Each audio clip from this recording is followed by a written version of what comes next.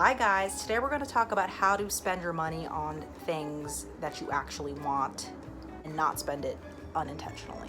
Okay? How to save your money. Those are the things we're going to be focusing on today. So, you want to do this because your energy and your time and your money are things that you need to guard. If you're without money, time, or energy, you'll be a very upset person. You'll be very cranky, okay? So guard your time, guard your energy. So that's the first thing. And consumerism and buying things all the time isn't always the answer. New stuff isn't always what it's cracked up to be.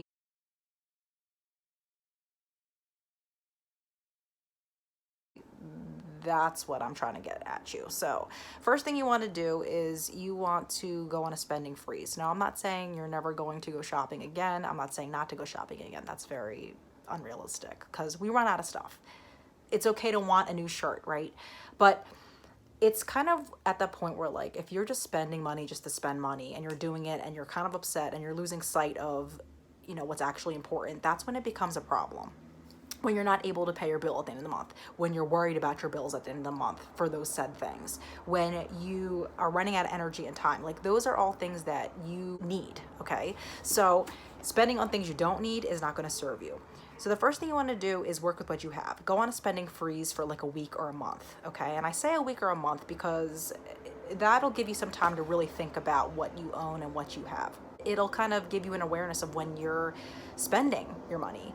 What makes you want to spend? Are you bored? Are you an emotional shopper? Are you doing it just because it's your default thing to do? Like, oh, it's Saturday, it's time to go shopping. Like, it kind of gives you more knowledge about yourself, and those are kind of the root things you want to look at moving forward, like, and how can you curb it? What can you do in its place? So definitely go on a spending freeze. Number two, I would say declutter and organize what you already have, because chances are you already have what you need or what you want.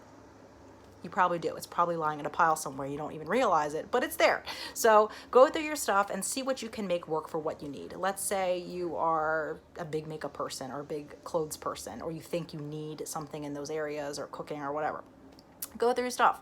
Actually look through your things and be like, oh, I forgot I had that. You probably did forget you have it, or you don't realize that you own things that could work. Definitely do that. And it'll really open your eyes. I find that when I decluttered my stuff and organized, or I'm still in the process of it, but when I did that, it really opened my eyes as to my own shopping habits, as to the amount of things that I had, and how I don't ever want to keep bringing things in that will just add to that clutter. So it is really a great step in the right direction, trying to look at your things and make it work. Again, sometimes we shop as like a first resort. We shop as a first resort because we're either too tired to look for what we already own or look through it, or we don't realize that we own things that could already work. So give it a shot. Next thing I would say is to wait on your purchases. Don't just buy something impulsively and you think you have to have it that minute, or just because there's a sale going, that's the reason why you should get it. In and of itself, sales will always exist, guys. There's always going to be a sale on something. There's always a holiday coming up. It's a Wednesday. There's a flash sale. There's always going to be a sale. I know there's like limited edition stuff and you feel pressure to get those types of things, but don't let sales and limited edition things govern why you buy something. Just don't. Like I said, there's always going to be a sale. There's always going to be something going on where they're going to try to make you buy things. It's always going to happen. And honestly, sales can work for us or they can work against us. Like, I'm not against buying things on sale if it's actually something I truly have been wanting. If there's something on a wish list, which is another good strategy, if there's something on a wish list that I've been wanting for a while and I know I want it, it's been on there for like 3 months or something, and it happens to go on sale and I can afford it, then yeah, by all means, do so. And I think the longer you do this, you're going to know what those items are. It's not going to be like this big checklist. In the beginning, you kind of have to think about it, but it becomes kind of more automated as you practice this often. Yeah, so wait on all your purchases. That will help you decide if it's just an impulse purchase or not, if it's something you truly want or not. Okay, what else? Avoid temptations if possible. This looks different for everybody. Sometimes people are really tempted by their emails. They're tempted by TV ads. I don't know, whatever it is. Stay away from it. If emails are the source of you clicking through things and getting curious, then don't look at them as often, or take yourself off the subscribe list or the membership list or whatever. Just find a way to avoid temptations as much as you can. I'm not saying you can get away from it all the time, but try to decrease the amount. The more you decrease it, the less you'll be wanting to look for it, and then so on and so forth. So definitely avoid it.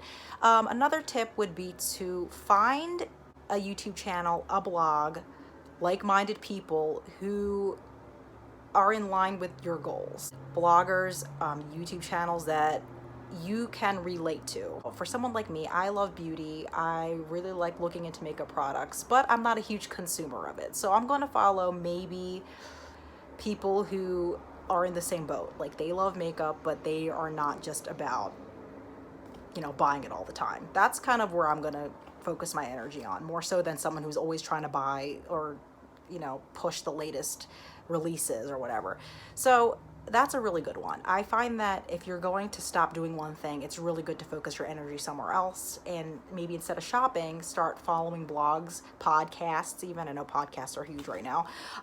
Anybody that kind of is in line with where you're trying to go, because otherwise you're just going to be alone with your thoughts. You're going to question everything you're doing. You need to kind of have an outlet for your goals, or something to motivate you to keep going, right? So again, YouTubers are really good. If you're into beauty, by the way, just like a little side note, I really like Whitney Hedrick. She's really good. She is really into beauty, but she's also into or very aware of the consumerist end of it. So check her out. So those are the main reasons right now that I wanted to get into about, how to stop spending so much. I'm sure there'll be a part 2 to this, but those are the big ones for now. Yeah, so let me know in the comments below some ways that you like to cut down on your spending. What ways have you found that help you stay away from spending? So hopefully you found this helpful. Please subscribe and give this a like if you found it helpful. Thanks, guys. Come back.